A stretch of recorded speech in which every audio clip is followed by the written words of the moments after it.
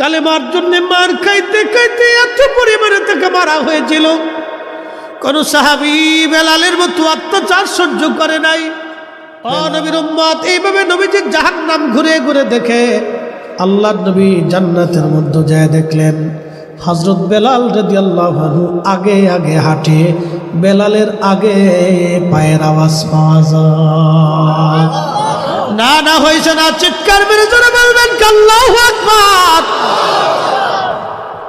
হাজিরিন, আশিক রাসূল বেলালের আওয়াজ জান্নাতে আগে আগে আগে আগে। নবীজি মেরাজ থেকে ফিরে আসার পরে ডেকে বলেন, বেলাল রে, তুমি কি আমল করো বলো। কিন্তু আপনি জানেন নবীজির মেরাজের আগে বেলালের অত্যাচারটা কত ভয়াবহ ছিল। কালেমার জন্য মার খাইতে খাইতে এত পরিমাণে তাকে মারা হয়েছিল, কোন সাহাবী বেলালের মতো অত্যাচার সহ্য করে নাই। আল্লাহর নবীর আশিক সাহাবী বেলালের জীবন চলে গেল বহুদিন। মার খাইতে খাইতে খাইতে খাইতে বেলালের জীবন গেল। আহা, কেমন ভাবে তাকে মারা হতো। হাত পাগুলি বেঁধে নিয়ে মরুভূমির মধ্যে রেখে পিঠের উপরে বুকের উপরে বড় বড় লম্বস্ত বড় বড় ওজনওয়ালা পাথর চাপা দিয়ে রাখত, যাতে বেলাল ডান বাম করতে না পারে। হাত পাগুলি বেঁধে খুঁটির সাথে বেঁধে চেপে রাখত। প্রচন্ড গরমে লু হাওয়ায় বেলালের শরীর করে ঝলসে যাইত। ওই অবস্থায় তাকে চাবুক দিয়ে পিটানো হতো, ফিনকি মেরে মেরে রক্ত পড়ত। কোনো চিকিৎসা করানো হতো না, কোনো ওষুধ দিতে হতো না, দেওয়া যাইতো না, কোনো ওষুধ তাকে দেওয়া হতো না। কত রজনী নির্ঘুম বেলালের কেটে গেছে আমাদের জানা নাই। কত রাত্রবেলা বেলাল নির্ঘুম কাটছে, কত রজনী বেলালের নির্ঘুম কেটে গেছে। প্রিয় হাজিরিন, খুবই মনোযোগ দেন। আশিক রাসূল বেলাল এইভাবে দিন কেটে গেল। আবু বকর সিদ্দিক রাদিয়াল্লাহু আনহু তাকে কিনে নিয়ে আসলেন। আল্লাহর নবীর মেরাজ থেকে ফিরে আসার পরে নবী বললেন, বেলাল রে, আমি জান্নাতে তোর আগে আগে পায়ের আওয়াজ পাইছি, বলবি দুনিয়ার মধ্যে কি আমল করো বেলাল বলো। বেলাল ডাক দেখে, ইয়া রাসূলুল্লাহ, আমার অজু চলে গেলে আবার অজু আমি করি এবং 2 রাকাত আমি নামাজ পড়ি। একবার জোরে বলা যাবে আল্লাহু আকবার। অজু গেলে আবার অজু করি, 2 রাকাত নামাজ পড়ি, অজু গেলে আবার অজু করি। নবীজি ডাক দা বলেন, বেলাল রে, আমলের কারণে তোকে জান্নাতে আগে আগে দেখলাম। নবীজি মক্কা ছেড়ে মদিনায় হিজরত করে চলে গেলেন, বেলালও গেলেন। আজান প্রবর্তন হলো। আল্লাহর নবী আজান প্রবর্তন করলেন, আজান দেওয়া শুরু হলো। নবীজি বেলালকে ডেকে বলেন, বেলাল, তুমি আজকে থেকে আজান দিবা। আজানের নিয়ম কানুনগুলি বেলালকে শিখিয়ে দেওয়া হলো। হযরত বেলাল রাদিয়াল্লাহু আনহু আজান শুরু করলেন। দীর্ঘদিন মাদানী জীবনে যতদিন আজান ছিল, নবী ছিল, ততদিন বেলাল আজান দিলেন। বুঝতেই পারতেছেন মুয়াজ্জিন বেলাল ইমাম রাহমাতুল লিল আলামিন। শুধু ইমাম রাহমাতুল লিল আলামিন সেই ইমাম না, বর্তমান যে বাইতুল আকসা নিয়ে যুদ্ধ হয়, ওই বাইতুল আকসার 1.25 লক্ষ নবীর উপস্থিতিতে আমাদের নবী মেরাজের রাত্রিবেলা নামাজ পড়াইলেন। ওই মসজিদ নিয়ে আজকে যারা জিহাদের রত আছে, আমি মনে করি ওরাই হলো বর্তমান জমানার শ্রেষ্ঠ মুসলমান। কথা কর না কেন, ঠিক কিনা?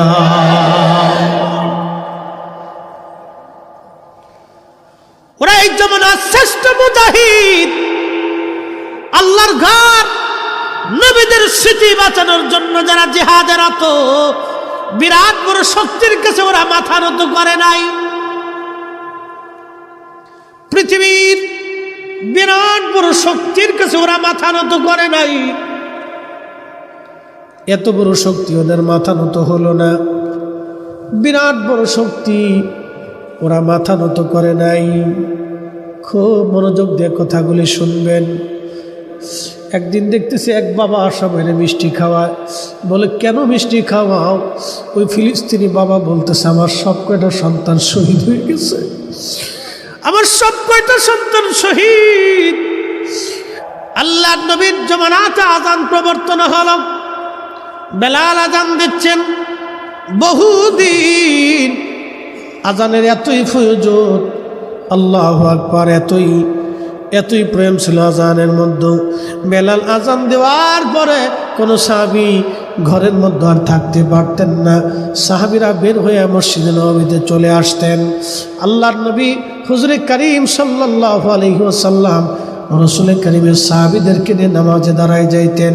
মুয়াজ্জিন বেলাল, ইমাম রাহমাতুল লিল আলামিন, মুসল্লিরা, সাহাবীরা। এমন জমানা আর কোনোদিন আসবে না। আল্লাহর নবী বলছেন খায়রুল কুরুনি সুম্মাল্লাযীনা ইয়ালুনাহুম সুম্মাল্লাযীনা ইয়ালুনাহুম, আমার এবং আমার সাহাবীদের জমানা উত্তম, এরপরে তাবিদের জমানা উত্তম, তারপরে তাবিনদের জমানা উত্তম। আমার নবীর জমানার মতো কোনো জমানা আর আসবে না। নবীর মতো ইমাম হবে না, সাহাবীদের মতো মুসল্লি হবে না, বেলালের মতো মুয়াজ্জিন আর কোনোদিন হবে না। কি কথা বলেন, ঠিক না বেঠে? আল্লাহু আকবার। আমরা আজান দিলে এখন মসজিদে যাই না, কিন্তু সাহাবীরা আজান পড়ার সঙ্গে সঙ্গে যেখানে কাজ সেখানে ফেলে চলে আসতেন। যেখানে কাজ, দোকান ওইভাবে রেখে চলে আসতেন, ব্যবসা রেখে চলে আসতেন। আল্লাহর নবী সাহাবী, নবীর আশিক বেলাল রাদিয়াল্লাহু আনহু ইশকে রাসূলের এতই পাগল, ভালোবাসতে বাসতে নবীকে কলিজা দিয়ে ভালোবাসলেন। আল্লাহ নবীর ইন্তেকাল হয়ে গেল। লম্বা ওয়াজ আল্লামা ইমাম কিরমানি শরহে বুখারীর মধ্যে লিখেছেন, আল্লামা ইমাম জাইলাই নাসপুর আয়ার মধ্যে লিখেছেন, আল্লামা ইমাম তাকিউদ্দিন সুবকি শিফা ও সাকামের মধ্যে লিখেছেন, শেখ আব্দুল হক মুহাদ্দিস দেহলভী মাদারিজুন নবুওয়াতের মধ্যে লিখেছেন। বেলালের জীবন কিন্তু এরকম ছোট্ট একটা জীবন না, বিরাট বড় লম্বা জীবন। এক একজন সিরাত বিদ, তারিখ বিদ এক একভাবে লিখেছেন, কিন্তু ঘটনা একটা। এটা একটা কাসাস, একটা ঘটনা। হযরত বেলাল নবীর ইন্তেকালের পরে পান করলেন, আর কোনোদিন তিনি আজান দিবেন না। একটা চিন্তা, আমি কারে আজান শোনাবো? আমার আজানে কে আজকে নামাজ পড়াবে? নবীর ইন্তেকালের পরে সাহাবীরা পাগল পড়া হয়ে গেল। বুঝতেছেন কেমন পাগল? নবীর দরবারে একটা উট ছিল, ওটার নাম কাসওয়া।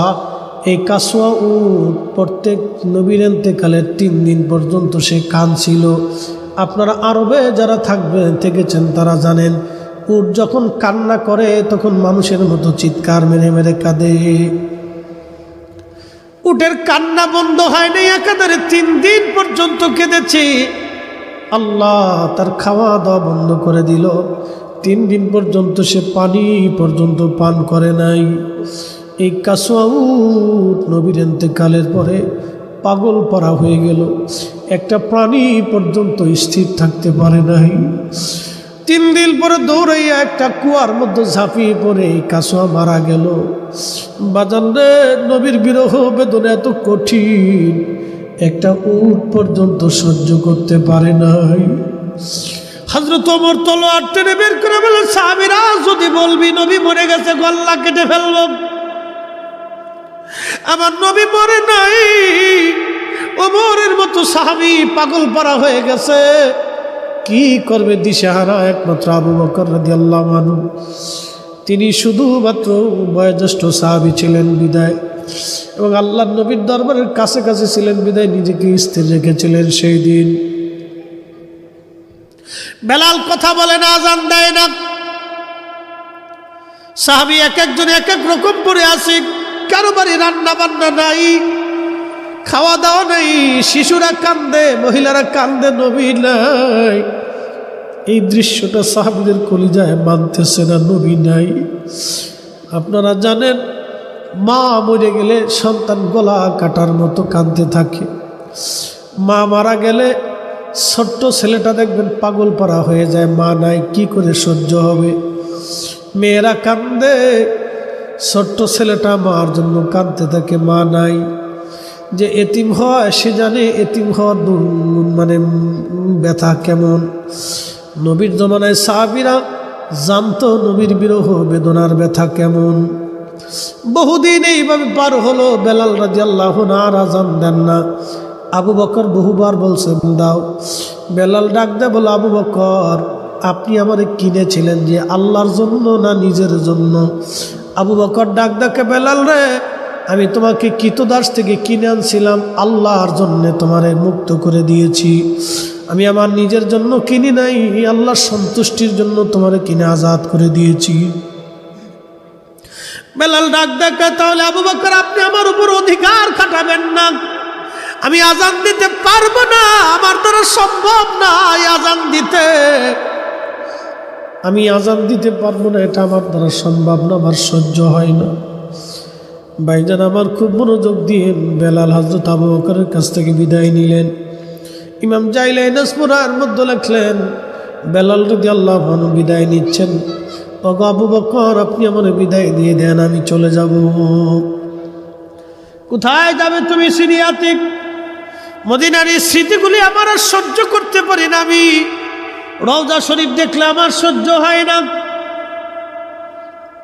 আপনারা দেখবেন কত হাজি বাংলাদেশ থেকে মদিনায় যাওয়ার পরে রওজা শরীফ দেখার সঙ্গে সঙ্গে চোখের পানি ফেলে ফেলে হাজি কাঁদতে থাকে। অনেক আবার নজদিপন্থী হাজি আছে যারা রওজা শরীফ গেলে শুধু সালাম দিয়ে চলে যায়, তাদের কোনো অনুভূতি নাই। কিছু সুন্নি আশিকে রাসূল আছে, দেখবেন রওজা শরীফ দেখার সঙ্গে সঙ্গে চোখের পানি ফেলে ফেলে কাঁদতে থাকে। আমি নিজে দেখছি হাজি মদিনার থেকে ফিরে আসার সময় অজর ধরে কান্দে। হাজি নিজেকে সহ্য করতে পারে না যে আমি কি করে নবীর কদম থেকে ফিরে চলে যাব, আর কোনোদিন নবীর কদমে আসার সুযোগ আমার নাও আসতে পারে। হাজিরা কান্দে। নবীজি রওজা শরীফ দেখে দেখে হাজিরা বিদায় নেওয়ার সময় কাঁদতে থাকে। বুকের ভিতরে এত পরিমাণে ব্যথা করে, প্রেমিক ছাড়াই ব্যথা কেউ বুঝবে না। এ রাসূল তোমায় ভালোবাসি, অন্তরে শুধু মুখে নয়, জান্নাতের আশা নয় হে রাসূল, জাহান্নাম কেউ ডরি না। তোমায় পাওয়ার আশায় মন ছুটে যাই মদিনায়, তোমায় পাওয়ার আশায় মন ছুটে যাই মদিনায়। এ আশিক দিদার দাও না, আর দূরে থাকিও না। এ আশিক দিদার দাও না, আর দূরে থাকিও না। এ রাসূল তোমায় ভালোবাসি, অন্তরে শুধু মুখে নয়, জান্নাতের আশা নয় রাসূল, জাহান্নাম কেউ ডরি না।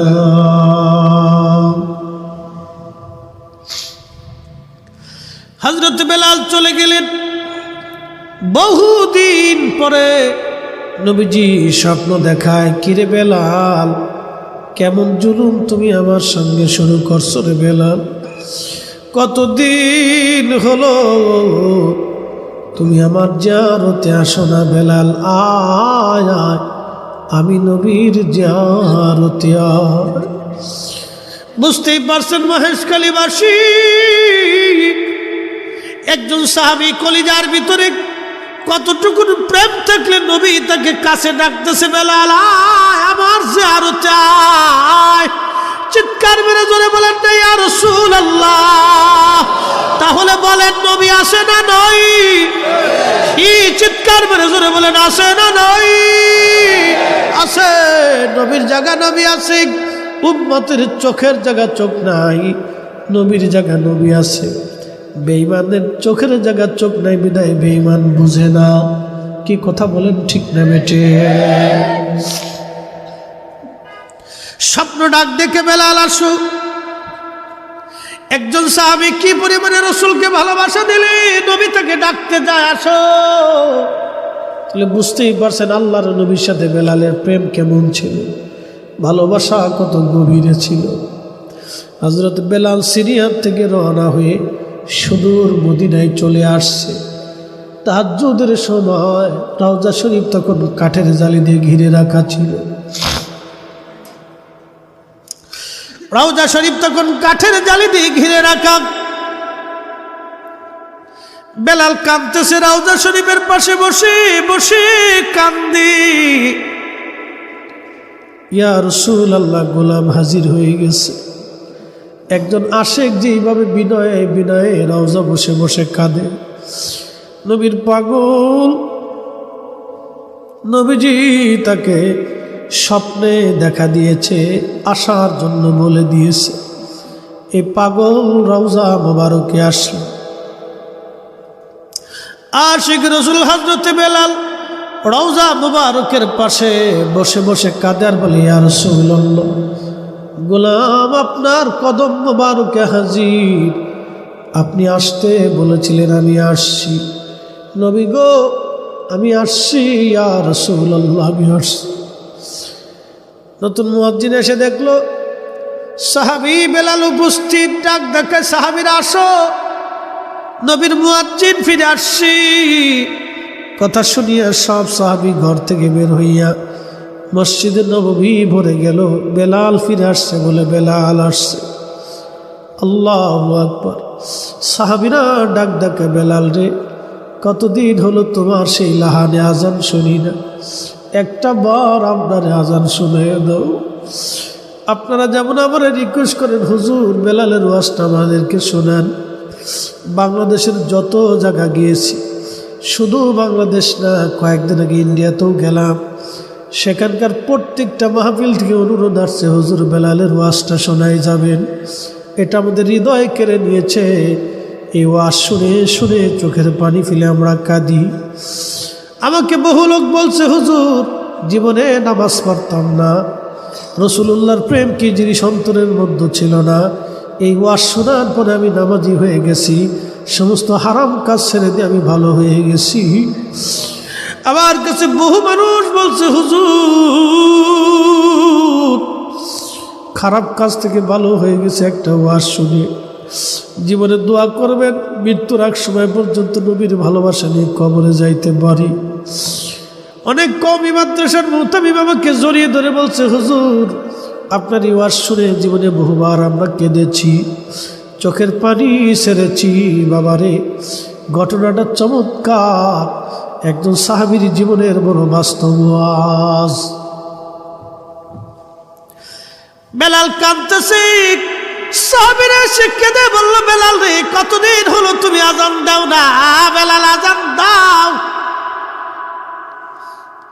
বেলাল ডাক দেখে সাহাবীরা আমি নিয়ত করছি নবীর ইন্তেকালের পরে আর আমি আজান দিই নেই, কোনো দিন আর আমি আজান দিব না। আমি পান করেছি, আমি নিয়ত করছি আজান দিব না।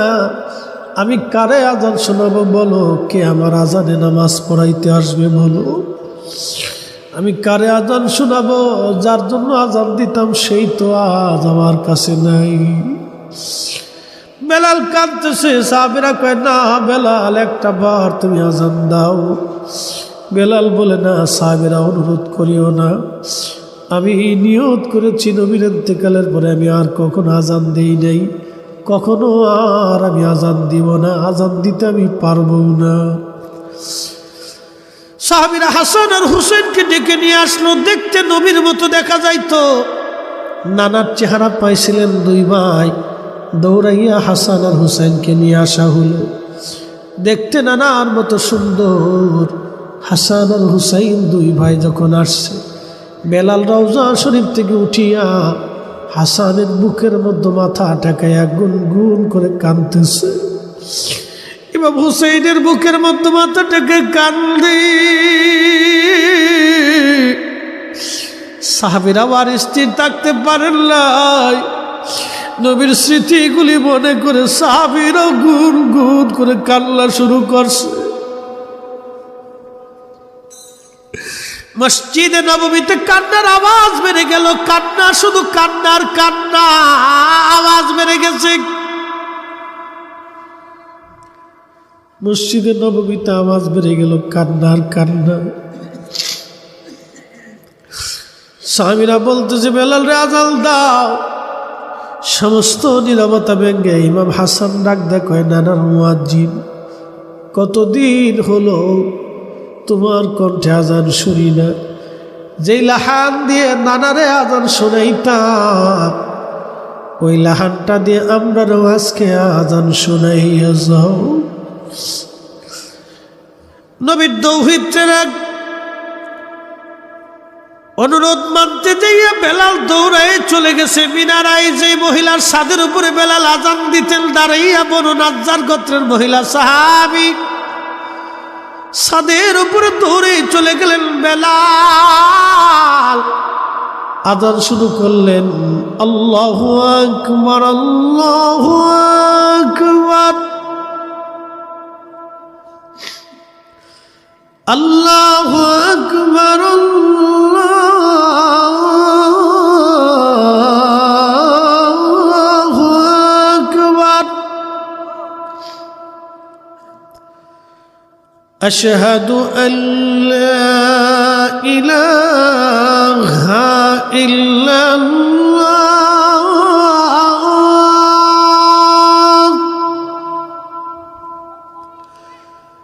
আশহাদু আল্লা ইলাহা ইল্লাল্লাহ।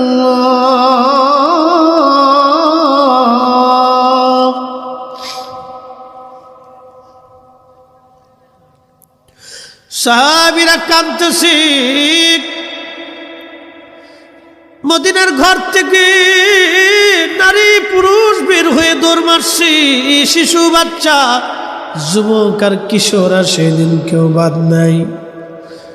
ঘর দরজা ফালাইয়া সাহাবীরা দৌড়ায় আর বলে, নবী কি ফিরে আসছেনি? বলো, নবী কি ফিরে আসছেনি? ইমাম তাকিউদ্দিন সুবকি আর শিফাউস সাকামের মধ্যে লিখতেছেন, ইমাম ইবনে আসাকির তার তারিখের মধ্যে লিখতেছেন, শাইখ আব্দুল হক মুহাদ্দিস দেলভী মাদারিজুন নবুওয়াতের মধ্যে লেখেন, সাহাবীরা কান্দার বলে, নবী আসছেনি, তোমরা কি জানো নবী আসেনি? সারা মদিনাতে কান্নার রোল, নবী আসছেনি, নবী কি আসছেনি? সারা মদিনায় কান্নার রোল। মসজিদে নববীতে সাহাবীরা স্থির থাকতে পারতেছে না, নবীর স্মৃতিগুলি তাদের মনে পড়ে গেছে রে। বুঝতেই পারতেছেন মদিনার একটা মানুষ সেদিন কান্না ছাড়া ছিল না। কেমন পরিস্থিতি মদিনায় হয়ে গেল তখন। যদিও এটা ঘটনা কাসাস, কিন্তু শুনে রাখবেন, এখানে একজন সাহাবীর চোখের পানি না, মদিনাতে তখন 10,000 সাহাবী ছিল। 10,000 সাহাবীর চোখের পানি, তাদের বাচ্চারা ছিল, আত্মীয় স্বজন, মেয়েরা, মহিলারা, এমন কেউ নাই রে সেই দিন না কান্দে কেঁদেছিল। আল্লাহ, নবীর সাহাবীরা সব সেই দিন জমা হয়ে গেল। বেলালের আযান বাড়তেছে, আশহাদু আন্না মুহাম্মাদার রাসূলুল্লাহ।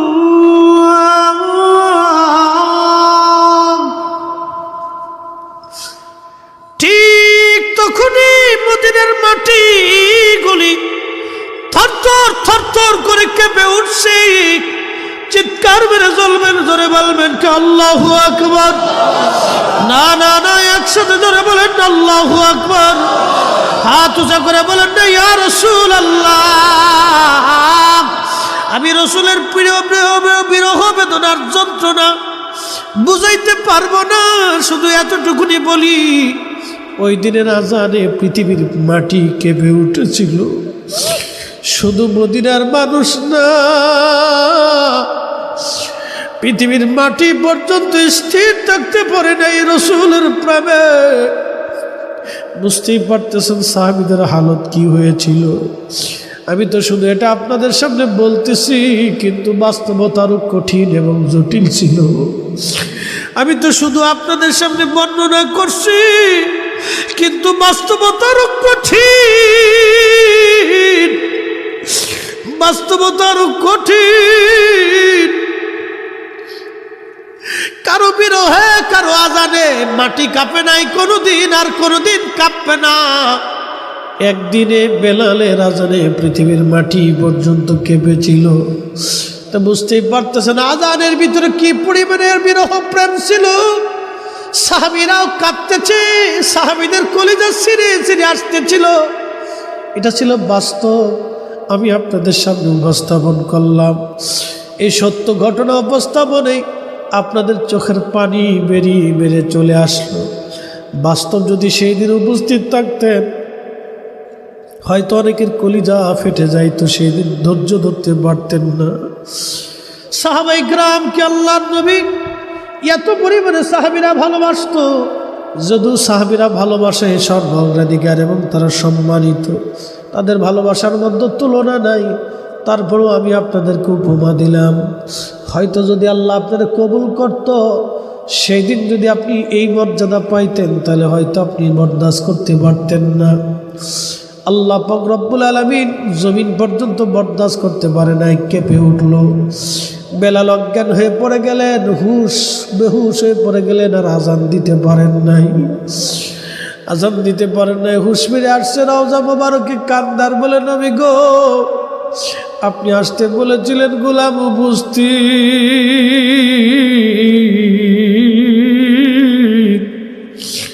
গোলাম আপনার কদমে হাজির হয়ে গেছে। আমি আজান দিলে আপনি নামাজ আসতেন, আজকে আজান দিলাম আর আপনি নাই। বিরহ বেদনা নিয়ে বেলাল চলে গেলেন সিরিয়াতে। আল্লাহ ওই অবস্থায় সিরিয়াতে তার ইন্তেকাল হয়ে গেল। আল্লাহ বিরহ বেদনা নিয়ে চলে গেলেন। মদিনায় তিনি থাকতে পারতেন না, স্মৃতিগুলি দেখলে তিনি সহ্য করতে পারতেন না। রওজা শরীফ দেখলে তার কলিজা চিরে আসতো। দেখবেন অনেক মা সন্তান মারা গেলে মা কবরের পাশে বসে থাকে, সন্তান মারা গেলে মা কবর সন্তানের স্মৃতিগুলি ধরে ধরে কান্দে, সন্তানের খাট ধরে কান্দে, সন্তানের জামা ধরে মা কান্দে। সব কবরের পাশ দিয়ে হেঁটে হেঁটে চলে যায়, কিন্তু করিমের মা আব্দুল করিমের কবরের দিকে তাকায় তাকায় বসে বসে মা কাঁদতে থাকে। কারণ মায়ের কলিজায় সন্তানের যেই দরদ, অন্য তার প্রতি সেই দরদ থাকে না। আল্লাহ নবী বলেন, সাহাবীরা রে, তোমরা যদি আমার ভালোবাসো, মা যেমন সন্তানকে ভালোবাসে, তোমরা মায়ের থেকেও সন্তানকে যেইভাবে বেশি ভালোবাসো, ওর থেকেও বেশি পরিমাণে আমি নবীরে যদি ভালোবাসতে না পারো, লা ইউমিনু হাত্তা আকুনা হাব্বা ইলাইহিম মিন ওয়ালিদিহিম ওয়া ওয়ালিদিহিম ওয়ান নাসি আজমাইন। তোমরা ঈমানের স্বাদ নিতেই পারবা না দুনিয়ার সব কিছুর চাইতে আমি নবীরে বেশি ভালো না বাসতে পারলে। সাহাবীরা কলিজার ভিতর থেকে নবীরে ভালোবাসতেন। এই জন্য বেলালের আজানে কোন সাহাবী স্থির থাকতে পারে নাই। সাহাবীরা বেহুশ হয়ে গেলেন, পাগল পারা হয়ে গেলেন, পাগলের মতো ছটফট করতে লাগলেন নবীর স্মৃতিগুলি মনে করে। সেই দিনের মতো কান্না নবীর ইন্তেকালের পর হইতে, নবীর ইন্তেকালের পরে মদিনায় কান্না করছিল এরকম। এরপরে আর সাহাবীরা কখনো এইভাবে কান্দে নাই। বেলাল যেদিন আজান দিয়েছিল, বেলালের আজানে মদিনার এমন কোনো মানুষ ছিল না যেদিন না কাঁদছিল। পৃথিবীর মাটি পর্যন্ত থরথর থরথর করে কেঁপে উঠেছিল বেলালের আজানে। বুঝতেই পারতেছেন বেলালের আজানের ফয়জুদ আল্লাহ জান্নাতের ভিতরে বেলালের আজান দিয়ে জান্নাতীদেরকে শোনাই দিবে। একবার জোরে বলা যাবে কি ইয়া রাসূলুল্লাহ? এই জন্য আমরা সুন্নিরা নবী নবী নবী নবী নবী নবী করি। ওরা আমাদেরকে বেদাতি বেদাতি বেদাতি বলতে থাকো। ওরা যতই বেদাতি বলুক আমরা মিলাদুন নবী ছাড়ব না। ওরা যতই বেদাতি বলুক আমরা কিয়াম কোনোদিন বন্ধ করব না। কথা কর না কেন, ঠিক কিনা? ওরা আমাদেরকে বেদাতি যতই বলুক আমরা ইসালে সব বন্ধ করব না, ফাতিহা বন্ধ করব না। বেদাতি যতই বলুক প্রয়োজন বোধে আমরা ঘরে ঘরে ঘরে ঘরে মিলাদ দিব। কথা কন না কেন? হাত উঁচু করে বলেন ঠিক না ঠিক? আল্লাহ কবুল করুক, সকলে বলেন আমিন।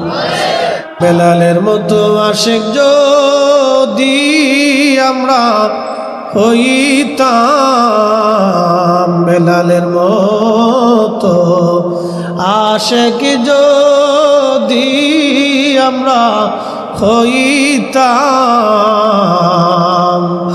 এ দুনিয়ায় নবীর দেখা পাইতাম, এ দুনিয়ায় নবীর দেখা পাইতাম।